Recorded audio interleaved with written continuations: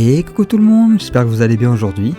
Nouveau département et on va pouvoir attaquer le département de l'Aisne, je sais jamais comment le dire à vrai dire, j'avoue. Bon, au pire ce sera écrit à l'écran. Bon, quoi qu'il en soit, on attaque la première histoire et j'espère qu'elle va vous plaire, c'est parti.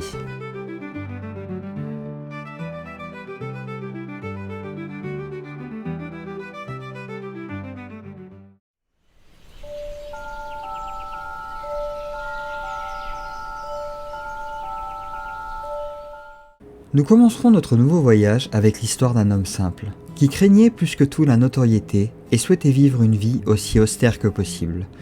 Malheureusement, quand le destin s'en mêle, il nous est souvent impossible de faire ce que nous souhaitons. Je veux bien sûr parler d'Arnoult, un homme qui fut le fils du seigneur de Pamel en Brabant, et qui s'était retiré de la noblesse pour revêtir l'habit des moines de Saint-Benoît, poussant alors l'austérité à son paroxysme. Car il ne désirait aucune richesse, et pouvait même passer ses jours sous une pluie battante, se nourrissant uniquement de pain d'orge et ne buvant que l'eau d'un ciel qui daignait l'en abreuver. De surcroît, sans se plaindre, ni même dire un seul mot. Et il vécut ainsi, non loin de Soissons. Cependant, même dans ce train de vie, on le remarqua, et il passa pour saint aux yeux de tous. Tant et si bien que les moines de Saint-Médard envisagèrent même de le prendre comme abbé, ce qui n'arrangea pas franchement la vie d'Arnoult.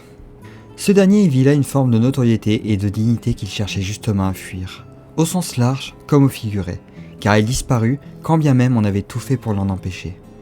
L'homme chercha alors le lieu le plus reculé qui soit. Mais on le chercha, et plus on s'approchait de lui, plus il cherchait à fuir encore plus loin, jusqu'à s'enfoncer dans la forêt où il croisa un loup de fort belle taille.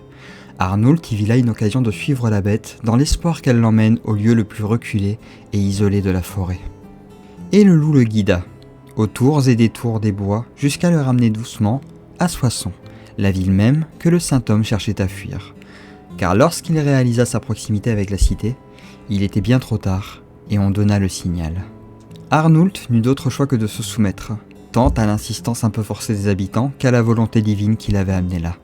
Alors il devient l'abbé de Saint-Médard, et contre toute attente, amena l'ordre et la prospérité dans les lieux.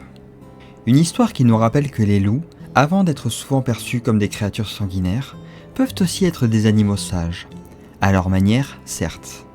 Quoi qu'il en soit, notre histoire prend fin ici. Une fin à ce récit, aussi humble que l'homme qui en fut le héros.